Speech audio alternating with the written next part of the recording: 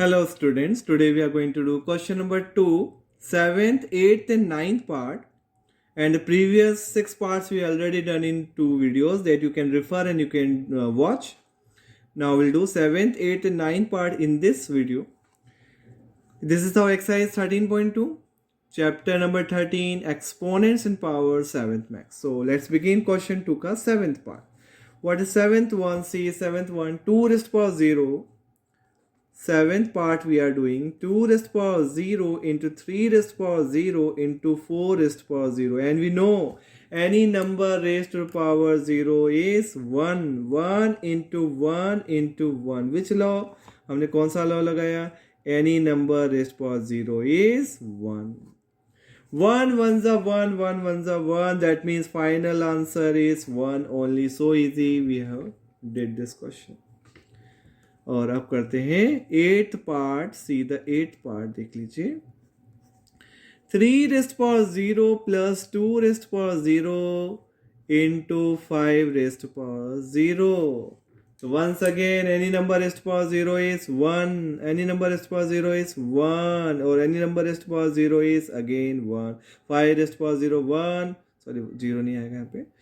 5 raised to power 0 is 1, 2 raised to power 0 is 1, 3 raised to power 0 is 1. All are 1. 1 plus 1, 2, 2 ones are 2. और कौन सा law लगाया वो हमें लिखना पड़ेगा. Any number raised to power 0 is 1. So इसका आंसर आ गया हमारा 2. अब है 9th one. See the 9th question. 9th one. 2 raised to power 8, a raised to power 5, 4 raised to power 3 and a raised to the power 3.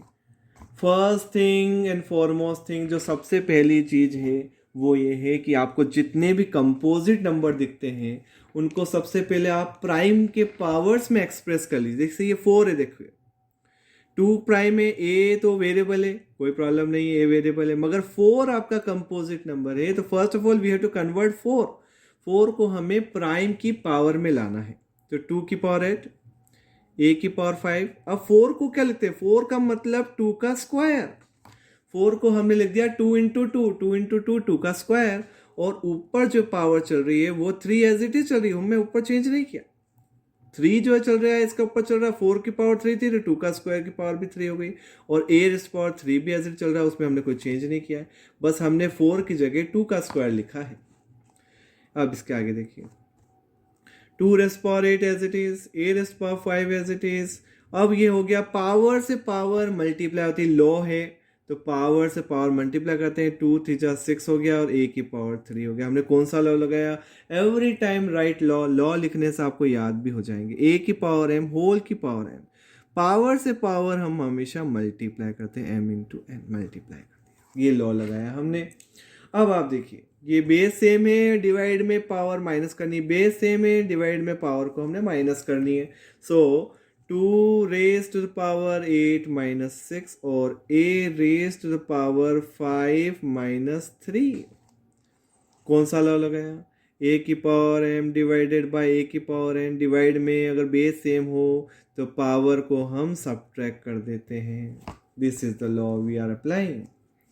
तो 2 की power हो गई 2 और a की पावर भी हो गई 2. दोनों की पावर 2 है तो एक और लॉ हमने पढ़ा है कि दोनों को एक साथ लिख दीजिए. 2a की पावर 2. कौन सा लॉ है? a की पावर m, b की पावर m. अगर दो बेस डिफरेंट है, उनकी पावर सेम है, तो दोनों को मल्टीप्लाई करके एक पावर लगा दीजिए. दोनों को मल्टीप्लाई करके हमें एक पावर लगानी है. तो 2 और a दोनों की पावर 2 थी तो मल्टीप्लाई कर दिया. 2 इंटू a 2a होता है, 2a की पावर 2. ये हो गया हमारा answer. So I hope you understood this all this 3 parts 7th 8th and 9th. So thank you so much for watching the video.